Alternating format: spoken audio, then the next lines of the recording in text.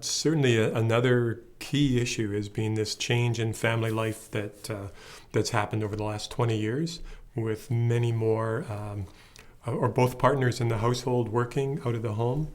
Certainly, in our congregation, probably the vast majority of folks would both partners would be working outside the home, the mother and the father, and so to visit with people in the evening usually is virtually impossible because there's stuff going on with them and with their kids.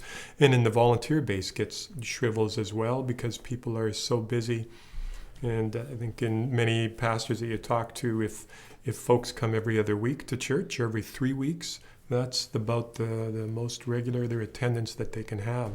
So every Sunday you've got a different community that you're working with.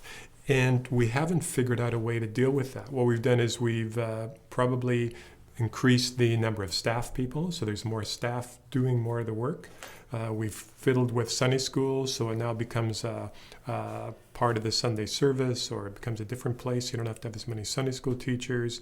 And we've found ways to accommodate this shift, but we haven't figured out, is there a better way to do church? And I think with the shift, postmodern shift, the shift to urbanization, the shift to 24-hour-a-day access to anything you can imagine, that being involved in church community on a Sunday morning becomes much more of an option. That I know many of our congregation, or in our congregation, folks will say, I just need a day off. So they're not going to come to church because it's just work and I've got to do something. So I don't think we've figured out what to do with that, and I'm hoping that in the next 10 years we can find a handle for what does that look like? How do we build community when people see each other for an hour a week every 3 weeks or every 2 weeks? You can't really build community. So some of our folks have, some of our churches have got small groups, but there too you've got to have a commitment from people to take that time to do that.